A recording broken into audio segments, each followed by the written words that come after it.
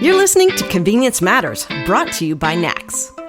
We'll talk about what we see at stores and what the future may hold for our industry. Welcome to Convenience Matters. My name's Jeff Lenard with NACS. And I'm Chris Blasinsky with NACS. And today, Chris and I are going to talk about EVs.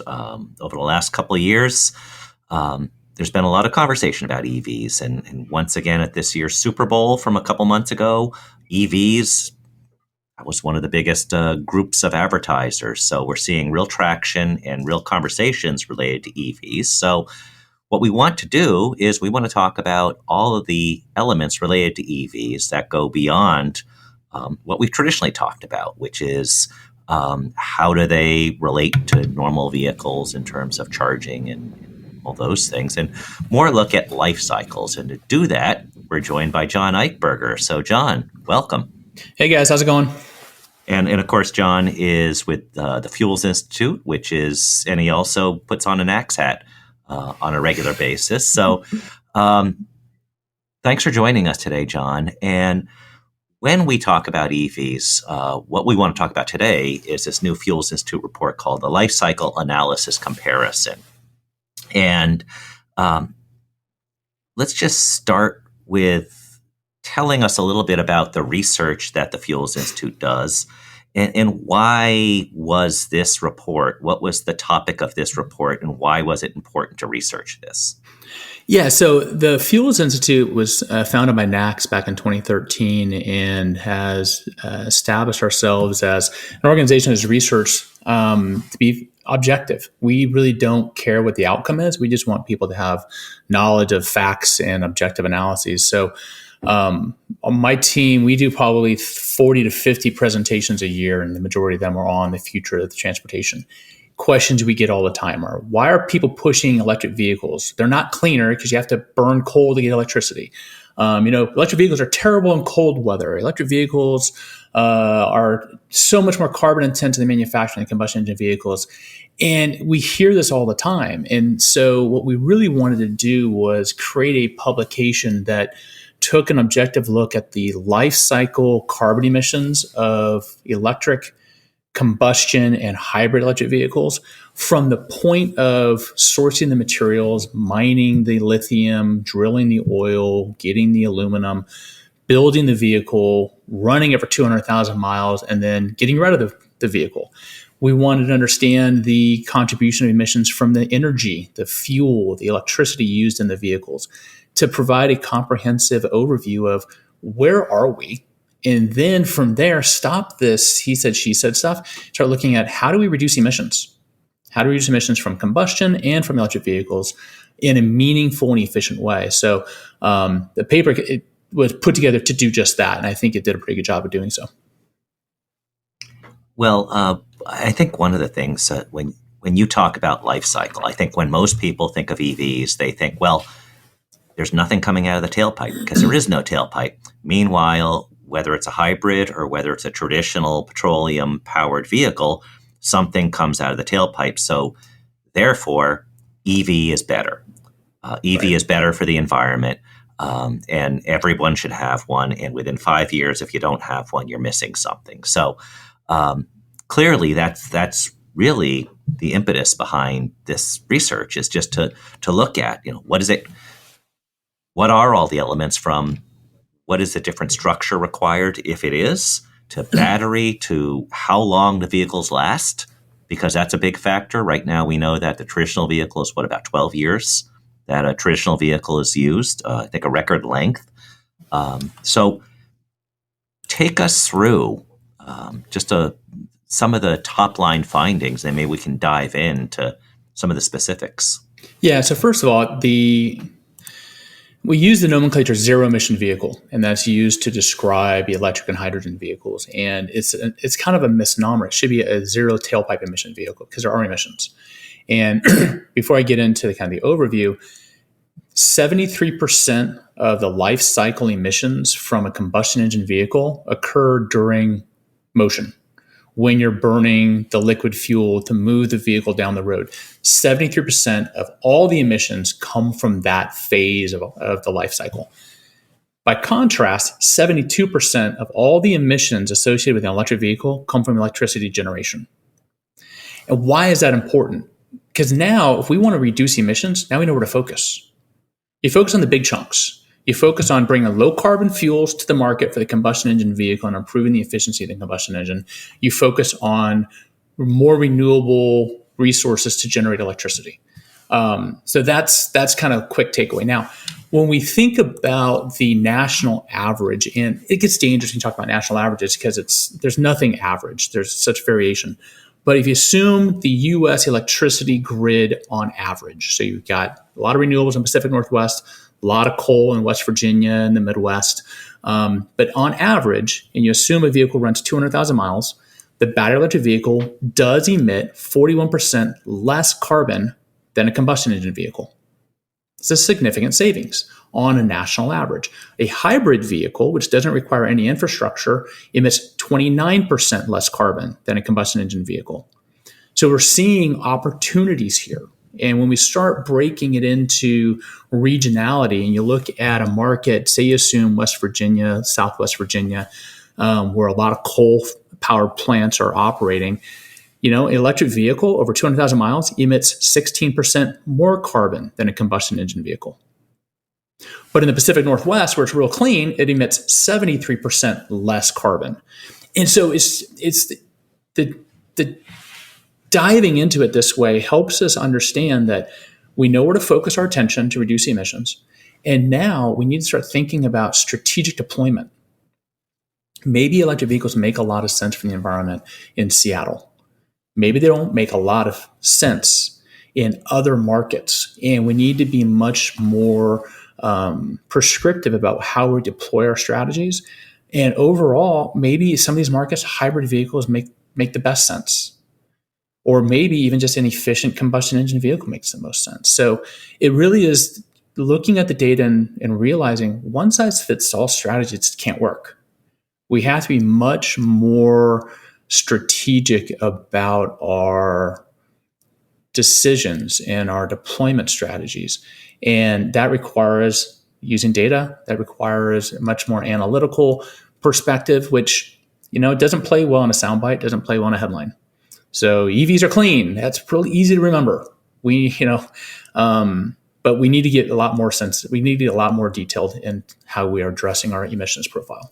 So, John, who's the audience for this information, right? Like who benefits the most from essentially taking in what you're saying?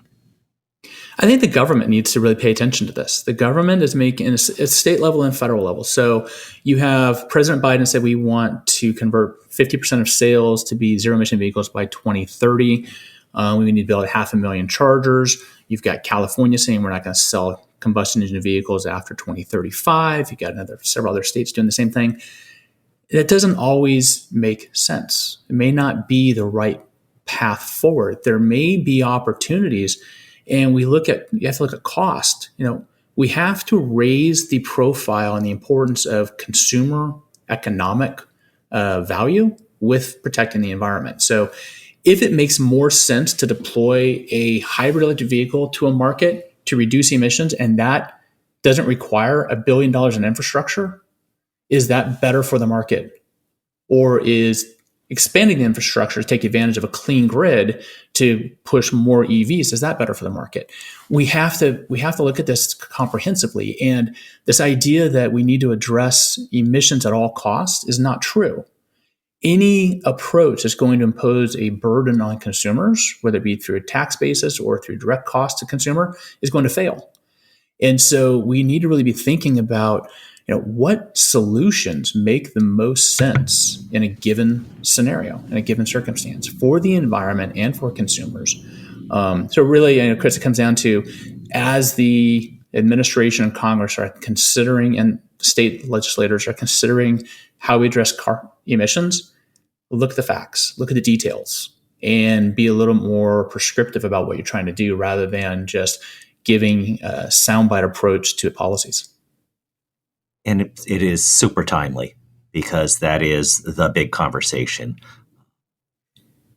Should we have 500,000 chargers? And I guess the presumption, and love your line that you said, there is no average, because the presumption is the East Coast has lots of people. Therefore, they would have lots of EVs. Therefore, they should have the chargers. And looking at where the power comes from and what that power is, I think is hugely important. Now, before we talk a little bit more about that, I want to go back. I mentioned 73% of emissions of a traditional vehicle are related to moving. What's the other 27%? Because like with both, they're roughly 3/4 is Right. involved with the motion or the power to do the motion. What is the other 1/4? Is it the emissions related to building and disposing of the vehicle? Yeah, it's material sourcing, it's manufacture, it's well to tank. So it's the sourcing of the steel materials, the manufacturing, the electricity used in manufacturing, the energy used in manufacturing. It's the production of the gasoline or diesel that's going into the engine. So the harvesting of the oil, the processing it, the refining it, the distributing it. All of that is incorporated in that other 27%. Now, when you go over to the electric vehicle market and you look at the material sourcing manufacturer for an internal combustion engine, it's a very small percentage. It's 5 metric tons of greenhouse gas out of 66. For the electric vehicle, it's 2 times more carbon intense to produce the vehicle and to produce the batteries and all that stuff. So there's elements there. There's opportunities there to improve that profile. But I really think, where do we get the most bang for our buck? It's focused on those big 72%, 73% chunks, which is the fuel and the electricity.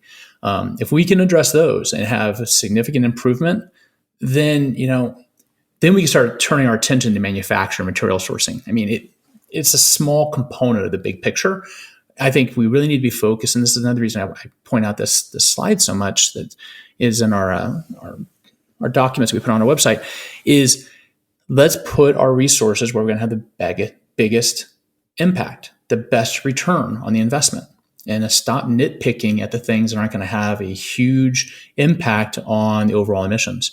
Focus on the big chunks, because that's where you're going to get the best benefit for the environment. And when you look at EV, I'm mentioning the Super Bowl that earlier this year that was dominated once again by EV commercials. But what struck me about the EV commercials this year is they were much different than last year's. Last year's commercials were, you should consider buying an EV because this is what it does. And it seemed like it's evolved, just like as we've gone to car shows and we've seen how you move to the next steps. It seems like now car companies are not just saying, here's what an EV is, but look why mine is more cool than theirs. And it's evolving quite a bit. And I think these conversations, as the manufacturers are treating EVs like they're treating the regular cars, here's the features that go beyond the EV, beyond the powertrain, that make my car interesting. It becomes really important to look at all the other elements, like what if the presumed benefit of an EV is environmental, where is that best? Where does that benefit the most people? And I don't think anybody's done that sort of research besides this. Well, I think, if I'm an auto manufacturer and I've made commitments to produce electric vehicles, I've invested billions upon billions of dollars in battery and manufacturing capabilities. I want to sell cars. I need to sell cars. I have to have a return. If I don't sell cars, guess what? I got to go back to combustion engine vehicles. And, that's not going to play too well in my public statements, backtracking. So they are evolving because they realize that you have the first movers who are the ones who own EVs now. To get to mass adoption, you have to commoditize the product. You have to get away from pushing the EV tech for environmental purposes, because the vast majority of consumers don't care. They buy vehicles based upon what kind of vehicle do I need, what's my monthly payment, and then within that, what are my options, right? It is not which one's best for the environment. The vast majority of consumers, that is so far down on a list of interests that you have to diversify and distinguish your car based upon what it does for the consumer. So you have to talk about power. You have to talk about performance. You have to talk about capabilities. You have to talk about, how it fits the consumer's lifestyle, because it's a different type of experience. It's a car. You're driving from point A to point B. But we know from our experience in the convenience industry, time is of critical importance to consumers. And that's why there's such an emphasis on infrastructure, because a family of 5 with 3 sporting events on the weekend, they don't have time to spend 30 minutes charging a car. They just do not have the 30 minutes. More than half of Americans have access to off-street parking or garage, so the idea that they can charge at home a lot, but they want to know that they can charge anywhere, anytime, quickly, so that they don't have to sacrifice time. And so the automakers have a challenge. They have to convince consumers there's enough range to get them where they want to go. They have to convince them that the vehicle is the type of vehicle they want to buy, whether it's a pickup truck or a sport utility vehicle, wherever. They have to convince them there's enough charging infrastructure. They have to convince them it's an economic win for total cost of ownership. They have to get the price down to a monthly payment that consumers can't afford. There's a lot of hurdles that need to be addressed here. And I think what you're seeing from the marketing side is trying to tap into that visceral reaction of consumers to what they're seeing. Buying a vehicle, at least in the United States, it's a very emotional thing. There's a connection for most people. And I think that's starting to mitigate a little bit as people just look at them as a tool, a utilitarian option. But there's still this, my car says something about who I am. That's still part of it. And so the automakers, Tesla is unique. Tesla has their niche. Tesla has their product.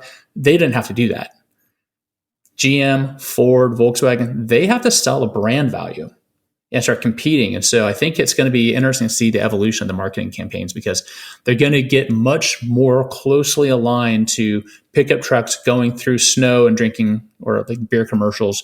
I can have a car commercial and a beer commercial on the same one. That's kind of frowned upon these days, but they're going to be much more autonomous vehicles. You can do that. Right. They're going to be much more football-based commercials for trucks, and rather than look how great and clean this vehicle is, because the consumers just don't care.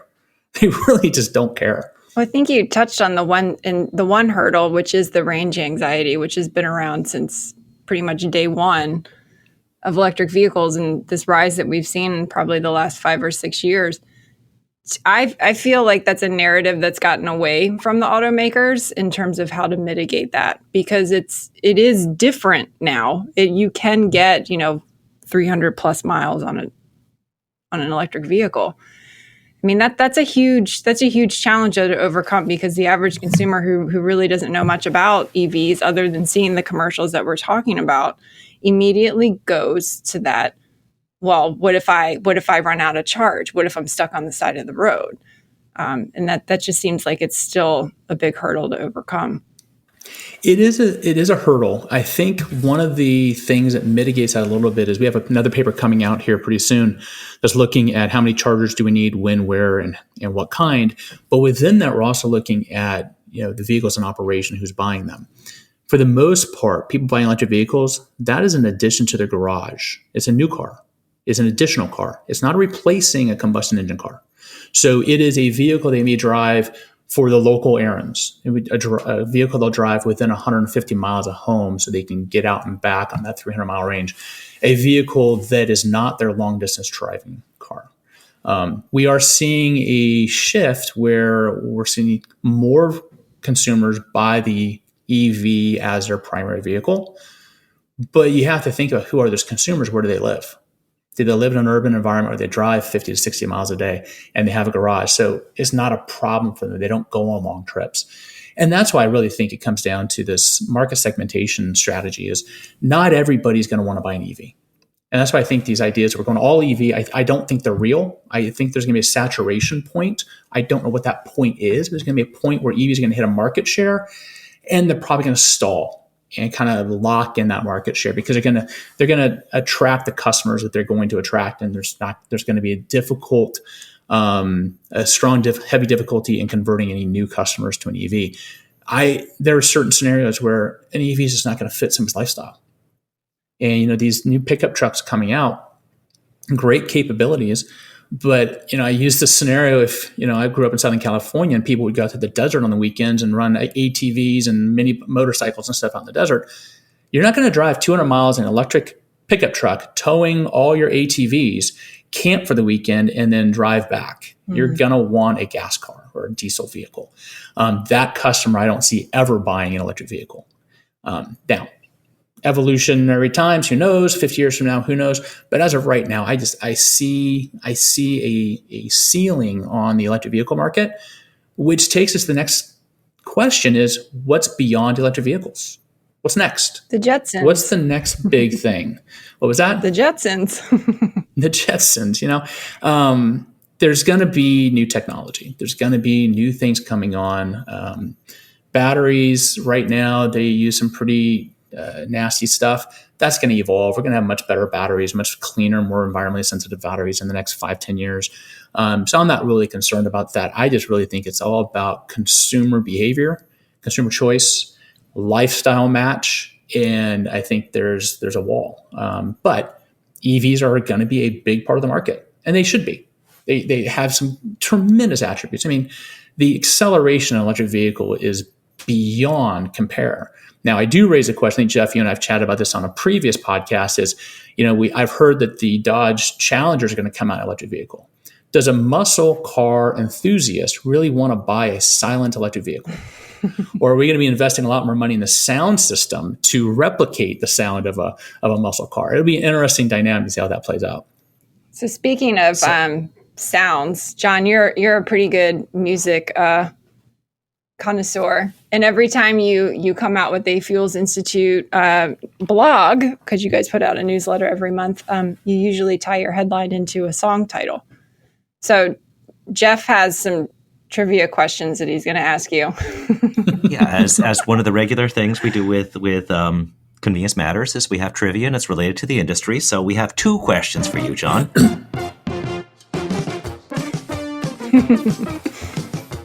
Hopefully we didn't have to pay rights for that song.